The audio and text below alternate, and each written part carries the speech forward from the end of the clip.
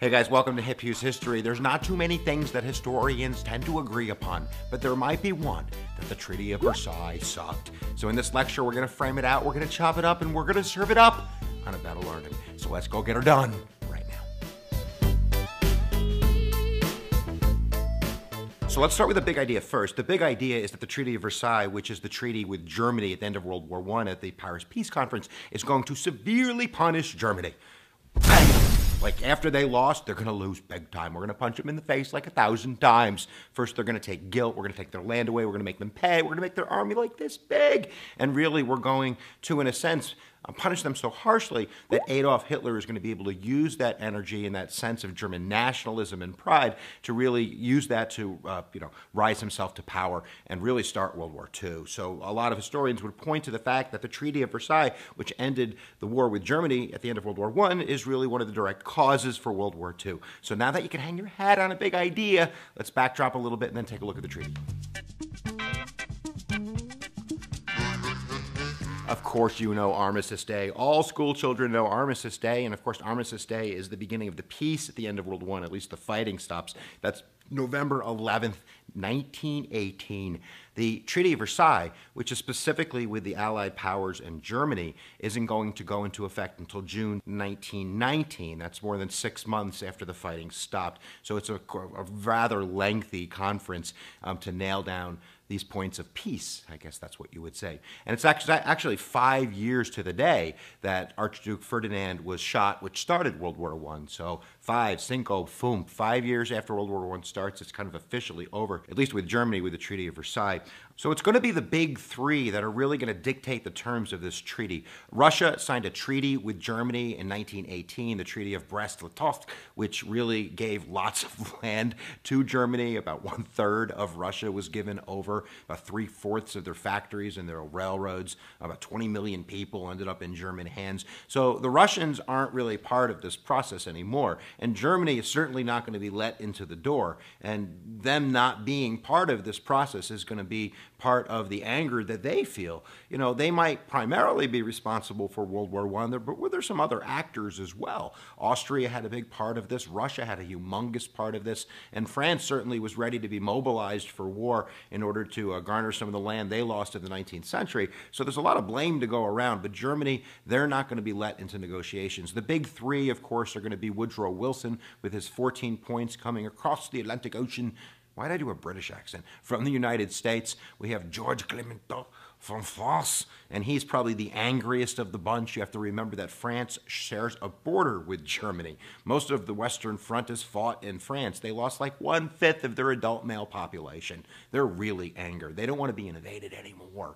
And you have David Lloyd George from the UK, the Prime Minister, and he's really looking for more of a safe peace. They have a huge economic investment in Germany as a trading partner. He wants things to kind of go back to the way they were, but at the same time, we don't want this to happen again. And then you have the big bubble boy living in the bubble of idealism, Woodrow Wilson, coming from the United States, the Democratic president with his 14 points. And it's just a real partisan effort on Woodrow Wilson's part. There are no Republicans in his posse that go over to the Paris Peace Conference. And that's going to probably be one of his problems down the road when he needs Republican support from Henry Cabot Lodge in the Senate in order to get the Treaty of Versailles ratified in the United States. But you can see that these three guys have different objectives going in, but they're in control of this ball game and they're going to dictate the terms. There was a time really where the Germans were thinking about, nixing this treaty, not signing it and seeing if they could fight off a land invasion. But at the end of the day, they're just too weak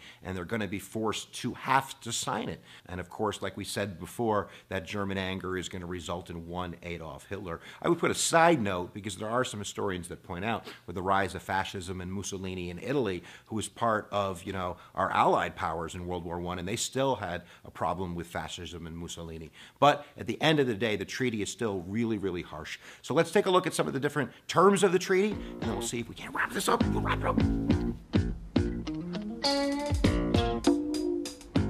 Article 231, write that down. If you're doing an essay, you got to put Article 231, because that's the guilt clause. That's the part of the Treaty of Versailles with Germany that says you're bad. You're the one who did it. You're the one who started it. It's all your darn fault. And that war guilt is really going to be a slight at a sense of German nationalism, which is really strong. They're really going to be angry about this. And again, we're going to keep saying it, Adolf Hitler, he's going to be the one that's going to be able to tap into that energy of the German people to bring himself to power in the 1930s. Number 2 on the list is loss of territory. They already are going to lose all that territory that they had gained with the treaty with Russia. That's going to be really going to be, going to Poland. But they're also going to lose about 25,000 square miles, the majority of that being ceded to Poland and some of that going to France. And we're going to talk about the demilitarization zone that goes on in the Rhineland. But France, they wanted either their borders to go all the way to the Rhine, or they at least wanted a new buffer state between them and Germany. But they are going to get demilitarization of the Rhine land, something like 30 or 40 miles east into Germany. And they're also going to acquire some mineral-rich land in western Germany that's going to be ceded to France.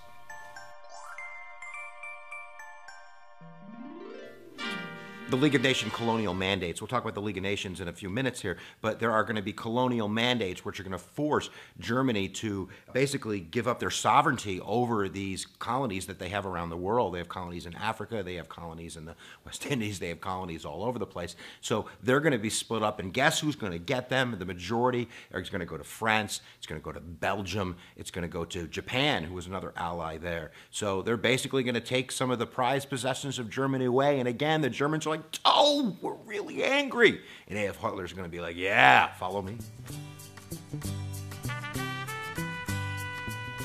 So military restrictions is a huge deal. We're going to make their army so small, you're going to have to do this. Just look at it. It's going to be so tiny. They actually capped the army at 100,000 men. The Navy severely limited. No more submarines, no Air Force, no planes, no arms trading, no conscription. And we're also going to basically create a buffer about 30, 40 miles east of the Rhineland where we're going to actually occupy that part of Germany for about 15 years to make sure that they're going to pay the reparations, which we're going to talk about in a second, and they're going to keep this demilitarization thing going. But again, the German sense of nationalism, that love of their militarism, remember, like, Bismarck and all this kind of jazz, Hitler's going to tap into that energy. Every time I say Hitler, drink, unless you're a kid, then you got to have like a milkshake or something. I'm going to say it a lot.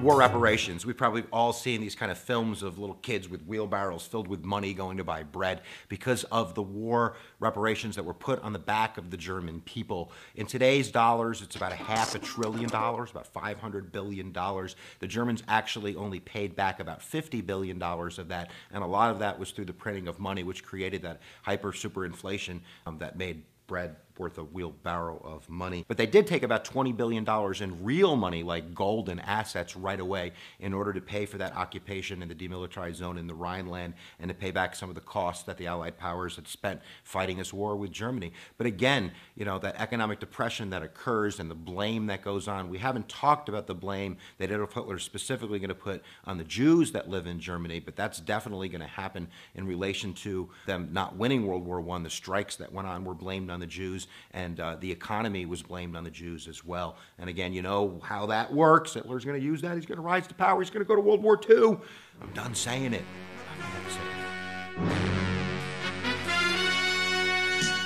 So the last thing that we'll talk about is actually part 1 of the Treaty of Versailles. It was part of all of the treaties signed at the end of World War I, which is the creation of the League of Nations. And it's quite ironic because Woodrow Wilson, who invented the idea of the League of Nations, kind of United Nations body that would solve world problems to avoid going into something like World War I again, is going to be really the linchpin that is going to get the Germans to sign that treaty. The Germans had signed the armistice on the concept of the 14 points, that this would be a peaceful peace, that they'd be able to regain some type of autonomy and power in their country. And of course, we've talked about all these ways that we're socking it to them, we're punching them in the face. So the Treaty of Versailles is like the one piece of hope, right? The Germans will belong to this, that they'll be able to regain their sense of dignity, honor, and nationalism, and the League of Nations will be this fair entity that will be able to take care of Germany and the rest of the world as well. And of course, that's not going to happen when Woodrow Wilson brings that Treaty of Versailles back to the United States Senate. You remember American politics, he needs 2/3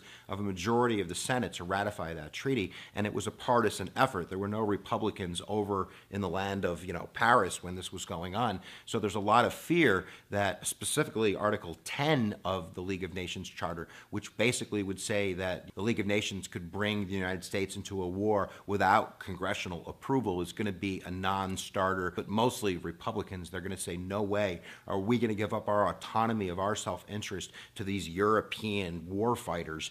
That's just silly. So Woodrow Wilson, who came up with the League of Nations, and the League of Nations goes into the Treaty of Versailles, and the Germans are all excited about it. Now the United States, probably the premier world power after World War I, is not going to be a part of it, and that is going to be one of the big reasons it's going to fail. And again, Adolf Hitler is going to rise to power and take us into World War II. Ha! So what do you know? We grew your brain. We prepared you for the test. We prepared you for life. Giddy up for the learning. If you haven't subscribed to Hip Use History, it's fun, it's funky, it's fast, and of course it's free. All you gotta do is click the red button right there and hook a brother up. I always say, guys, where attention goes, energy flows. Thanks for watching, and we'll see you guys next time that you press my buttons.